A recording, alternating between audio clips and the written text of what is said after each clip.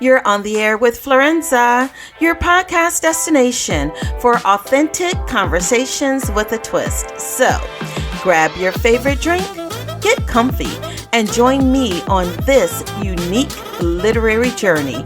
Cheers!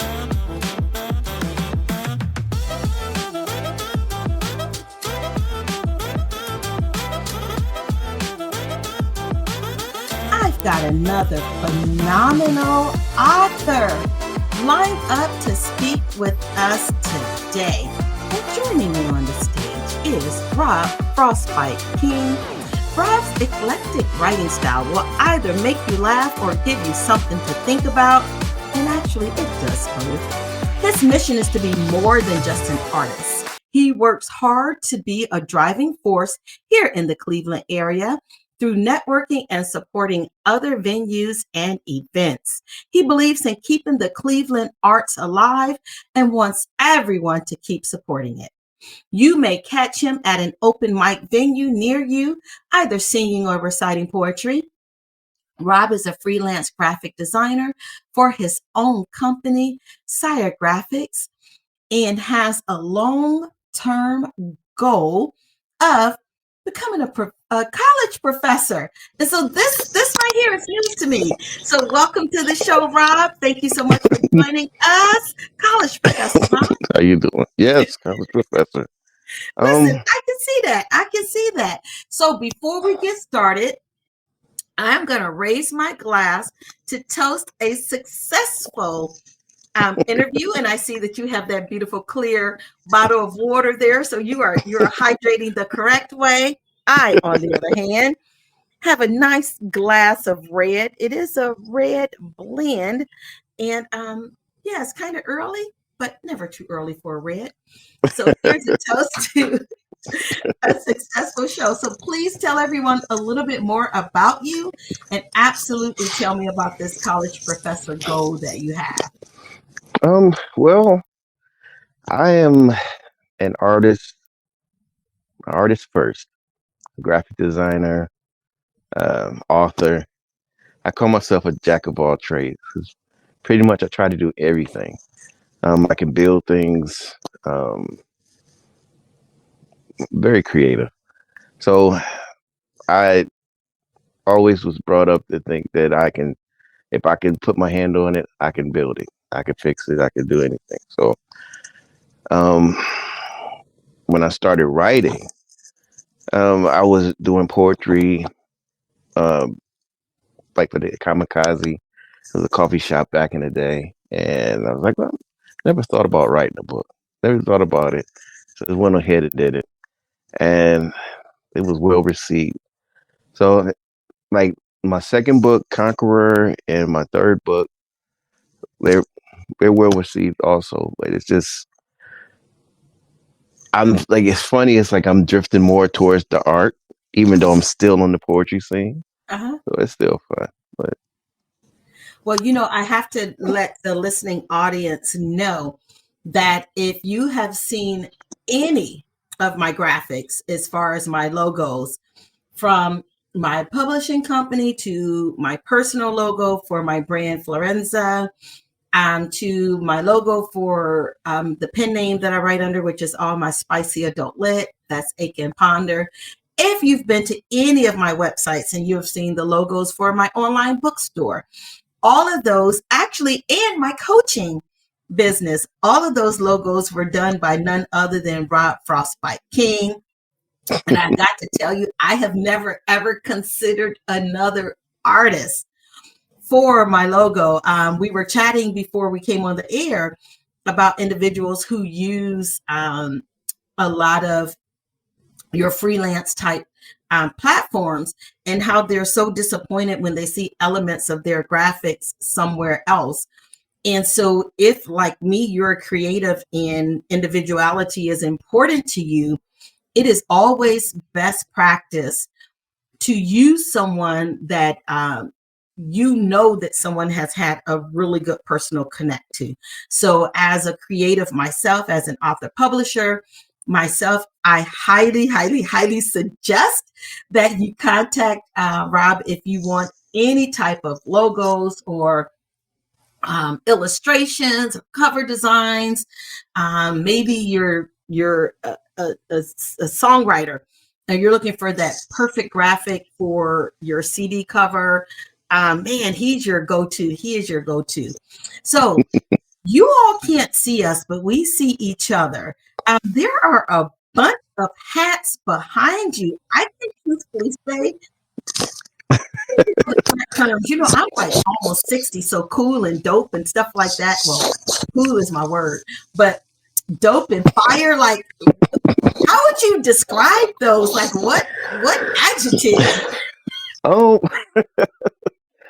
this it's the beginning of my collection. I always wanted to have a wall full of hats, and now I got to get the smaller brim hats, and I'm making it work. I'm making it work. When the colors, I mean, we've got, oh my gosh, the colors are phenomenal. They're muted, but they are so well done. Well, you know what? We're gonna have to pull some graphics with just you and all the hats. So you do have a latest book that I would like to talk about. So what's the name of your newest release? And tell us why this is special to you. My newest release is called Creating Greatness. It has like artwork, poetry, short stories, and I also have like a 40-day passage, and it's like about a butterfly, like your process of growing as a butterfly. And in the last section, you write about your growth in it.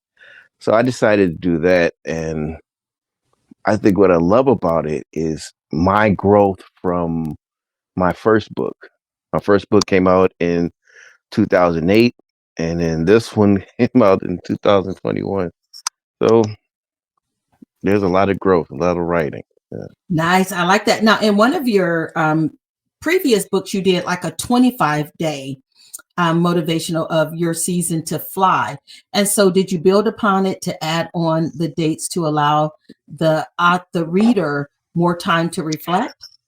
What happened was, I did, but I decided I was going to do the season to fly, and it was going to be a separate book because someone Mhm. asked me to make it separate. So that's in the process. That's in the process. Okay, I love it. Now, for those who know you personally and know like your history and um, who you are as a person, how much of the pain of your past combined with the the joys of your past are encapsulated in your writings? Um, I think the pain, like in the beginning, maybe like the first book and the second book, where they show my pain, the beginning of the pain, and then it shows the growth. So the joy out of it, like where I've become, like, Awesome. so it's the last book. I don't believe I have anything talking about pain or any Yeah. past pains. So Isn't that a beautiful thing to look back on your life and know that every day adds to who we are, but at some point we get to the place that we can focus on the fruit. Like, to me, the pain, the joys, the shortcomings, the hardships, that's either the seed or the fertilizer that grows us. But at some point we get to the place that we are experiencing growth and harvest. And the beautiful thing about fruit and flowers that they don't look like the seed. Like, I love watermelon. Anybody that knows me knows that I love watermelon. You can cut one in half and put both sides on each lap and leave me alone. You're going to come back and I am like a kid in a candy store. But I've yet to see a watermelon that looks like the seed. It contains seeds, but it doesn't look like it. Do you see yourself now as being the fruit of those yes, experiences? yes.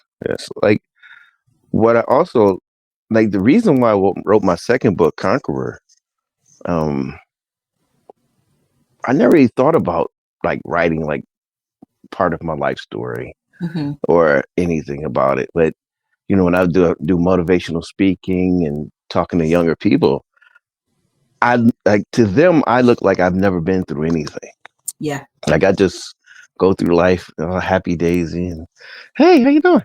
So I'm like, oh no, I went through a lot. You have to work hard to get to the things you go through. And trying to get them to understand that you can't sit and wallow in self pity. Yep. You got to work through it. But And that's so important, because if I don't look what I went through was a picture, I'm looking at it right now. Right? yeah, because when I tell people how old I am, they're like, you are not. Like, you're 35. I'm like, no, I'm 52. Thank you. Exactly. Yeah. So I am as old as your mother, but as fine as your sister. So when you look at where, in terms of speaking with children and encouraging them and motivating them and mentoring them, what are the top 3 areas that you see your message being used the most with them?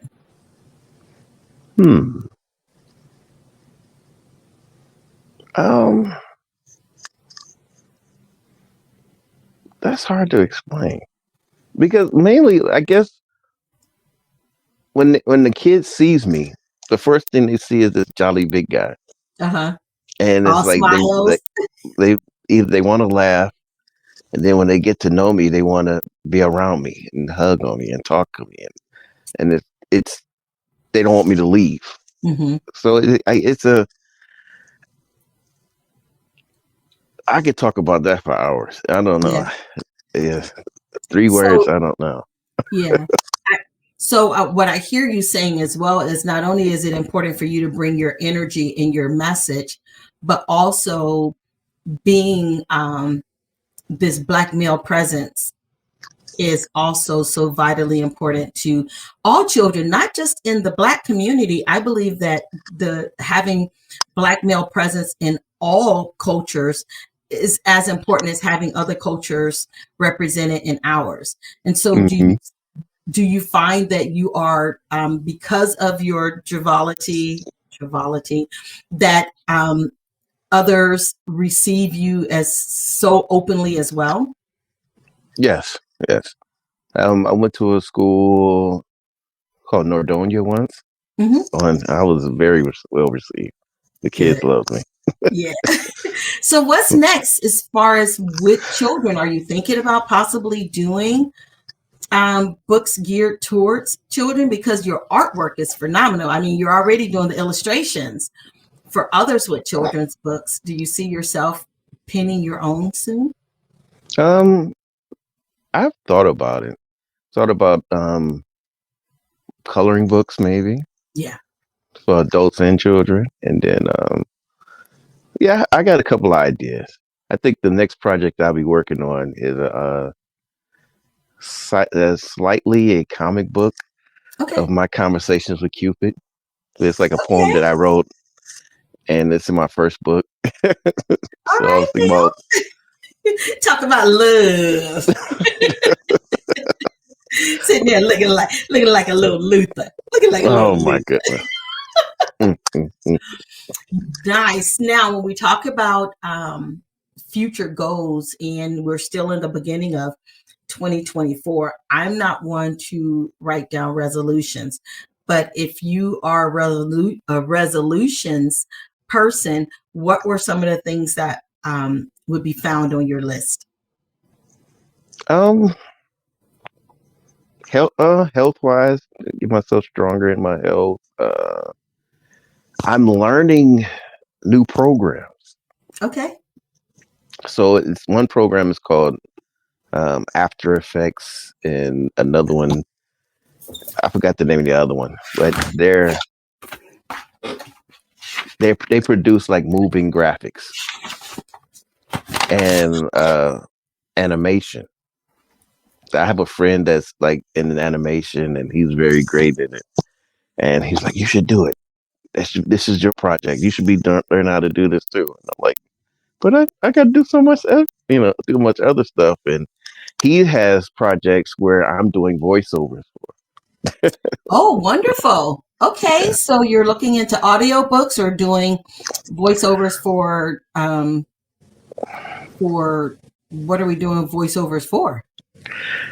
He has a series called Howard the Hurtful Hog, and so I'm using my silly side to speak for one character is was it an otter, and Okay. the other one is a peacock. Nice. So yeah. Nice. What would you now you started writing? I found this hard to believe, but then I forget as well your age. You started writing in 2002. Now, was that professionally in 2002? Because you seem like you would have been writing from the I started crayons. writing. I used to keep a journal, like a drawing journal. I might write something in it when I was younger, but I didn't really start like writing poetry until maybe 12, 13. And the reason for that is because of my English teacher at the time and making us recite Invictus and things like that. You got bit by the bug. But until like 2002, I wasn't really like around the poetry scene. Okay. Until one of my cousins was telling me about the Kamikaze. I was like, I'm gonna go check this place out. And I was bitten from there, and I was like, ah. So but I didn't get to perform until 2004. Okay. But I was So writing it the took whole you time. 2 years to get up on that stage. Mm-hmm. Now, what was the first piece that you spit when you got up on stage? It was an ode to my aunt that passed away the year before, and it was her birthday. So that day was her birthday. You're like, I'm gonna recite this poem. Okay. The second poem I wrote was I Stand to Listen. And I say that's my signature poem. Okay. But everybody else, it's my Cupid poem. That's getting ready to become a graphic novel. Oh, yes. Yeah. Nice. Between the written word and the spoken word, which would you say is nearest and dearest to your heart? To be honest, all of it. Okay. Because I love the creativity. As far as my artwork and writing, I believe that all of it is my babies. And my nieces and nephews get to keep it with them when I leave, It's all for them. Yeah. Having something to pass down. How important is legacy? Because what you're saying is you're creating this legacy. How important is that to you? Oh, very much. It's very much important. My nephew, John, he's already telling me at 9 years old, he's like, Syre Grafix is mine. I just want you to know that. Oh, he's taking over. Oh yeah. Yeah, he's drawing and everything. So he's real good at what he's doing now. Really? Oh my goodness. So I got to teach him how to draw with the tablet, and it's a process. What was it like the first time that you drew something and you realized that it was good? When I was in class and I would draw something and my classmates was like, "Can you draw me one?" Or every time we had to do artwork and the kids would look at me like, "Can you draw this for me?" I was like, "Oh, okay." But I think I really felt like my art was great when I got to 12th grade, and in my 12th, I didn't get to take art in 10th and 11th grade. No matter how hard I tried, I couldn't get in there. But when I got to 12th grade, the art teacher was like, "Where were you at in 10th and 11th grade?" I'm like, I was gotta blame trying. my counselor. Blame my counselor.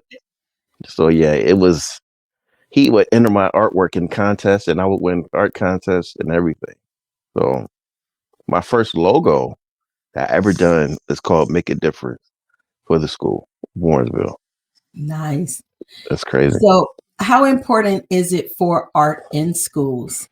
If you could just sum it up, if there's a politician somewhere that's listening or someone that is in a position to ensure that art remains in school, what is your experience with art in school? I believe art is very important in school because it gives kids the chance to create and let their minds soar. Give them a chance to, get away from the regular coursework and use their creativity to build artwork, paint, anything. I I don't believe in taking it away from the schools. Yeah, it gives us our wings. It gives us our wings and it creates safe spaces. Um, I started writing poetry as a child, and a lot of it was stolen, and trusting the wrong people with my writings. And this is pre-computers where you didn't have copies; it was handwritten. And I know that you've lost some early pieces that you did, some comic books that you wrote as a young buck. And Hmm. so, people say, oh, it'll come back to you, but sometimes it never does. And you're left with the rest of your life with that loss. Yes, it like one of my friends was saying that you could probably remember, you probably might remember like a fraction of those comic books or those writings, but it gives you a chance to enhance and upgrade it to something Yeah. better. Like, But good. you still miss it. It's like a lost child or something. You just miss it. It's like a part of you that you Right. created is missing and there's no words for it. Hmm. Like Now, I where are always the wanted to show my nephew I always wanted to show my nephew like my works when I was young. mhm. And it's all that work is gone. Like it's sad. Well, you can remember it, and we have it in our like. There's bits and pieces of some of the poems that I wrote early on that I can still recall. I remember each time Luther would come out with a new song, my mother would say, "Someone must have given him your poem because that's exactly what you wrote. I remember it," and inwardly, I was so thrilled that she thought that something that I wrote was equivalent to something that Luther said. And I'm not going to lie, there were a couple times that I was like, "Oh yes, Mr. Vandross, we need to have ourselves a conversation." Mhm. But creativity is spiritual, and I believe that inspiration will come to us for those of us who have the ability to bring it to life.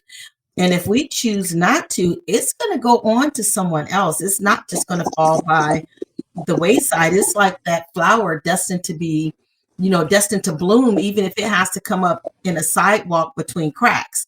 Like Right. that flower is going to bloom, period, no matter where. It is going to bloom in a sidewalk. It's going to bloom in a gutter and in a top of a 3-story building. It's going to bloom somewhere. And I Hmm. believe that words are like that they're going to keep circling, trying to find someone that will either speak it or record it or document it or something, just acknowledge its presence. Right. Where are the our listeners able to connect with you and to purchase some of your pieces? Um. Well, as far as my artwork, uh, don't really have like a site yet. I'm working on that. But Okay. as far as my books, you can go to lulu.com, lulu.com / Robb King 76, ROBBKING 76. Okay. And what about social media platforms? Are you there? Social media, Instagram, Robb King Art, TikTok, Born Supreme 76, And on Facebook, Robb Frostbyte King. Okay, now are you ready for our rapid fire questions? Yes. Well, hold on. I have to find my little list. See what we're going to do today. Okay, so these are going to be ones that you have to actually give an answer to. So, what is your deepest fear? My deepest fear? Mm-hmm. Passing away without getting my goals done. Yeah. I think for a creative or anyone, that's that greatest one. What's your biggest flaw? Stubborn. So that's, you know what though, that's a flaw and an asset, because we don't give up. Which moment would you most like to do over? Most moments. Probably like the last 20 years. The Long whole story. 20. Just do the whole 20 over. The whole Let's 20. just do it over. Let's see. Well, you pretty much answered this one. If given the chance to start your life over, would you? You're like, yeah, these last 20 for sure. For sure. What do you think people misunderstand the most about you? I'm very sarcastic, so a lot of times people take my sarcasm as me being mean. Or when I'm quiet, normally I'm just thinking, if I don't answer a question, it's because I'm thinking about the answer. Yeah. And people are like, well, you're not responding. I'm like, well, I'm thinking, Yeah. So it's like people are like, oh, you're just so nonchalant. You're just so nonchalant. I'm like, well, I'm thinking about how to answer this question. And sometimes you want us to think first. Right. Because wordsmiths, you want us to temper those words. You kind of want us to think before we speak. Now, do you have a piece memorized that you would like to share with us as we exit? Oh, goodness gracious. You knew that was coming. Okay, I'll stand to listen. I'll do a piece of that. I stand to listen, opening my ears and absorbing every single line, because poetry brings orgasms to the mind. You see, I don't spit fire, daggers, or even a single bullet, and I'm far from a slam poet. My mission is just to sit back, relax, and listen. I'm a defender of the poetic universe, protecting the culture as I take in every single verse, because poetry is subliminal. And I'm attracted to it like jail time to a criminal. And I move like a juggernaut, carrying poetry on my shoulders, moving mountains and kicking boulders, clearing pathways for other poets who want ignorant minds to shut up and hear what they have to say. I stand to listen to the miles and miles of poetic styles, poets who become teachers, constantly writing, honing the intellect with ambitions to be heard. So please give them respect, because they spit fire. And me, I just feel the burn. Like a student, I learn, inhaling all the smoke like a crackhead, fiending for another hit of coke. I stand to listen in hopes you listen. Just listen. Peace.